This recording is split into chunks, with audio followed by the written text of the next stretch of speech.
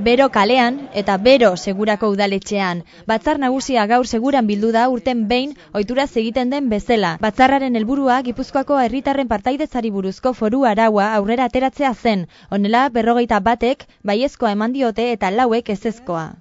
Herritarren partaidetzak indar kualitatibo naiz kuantitatiboa ematen dio eragile politikoen eta herritarren arteko komunikazioari. Herritarren partaidetzak kalitatea eta eraginkortasuna sartzen ditu prozesuan. Gizarte partaidetzan oinarritutako kultura politikoaren bidez, eraginkortasun maila handitu eta prozesuetan kualifikazio handiagoa txertatzea lortzen da era berean. Foru arauaren xedea herritarren partaidetza sustatzea eta bultzatzea da, politika eta herritarren artean zubi bat eraikiz. Herritarrek bere iritzia emango dute, baina erakundeak izango dira eztabaidaren gaia ezarriko dutenak. Gainera, hiriaren iritzia ez da loturapekoa izango.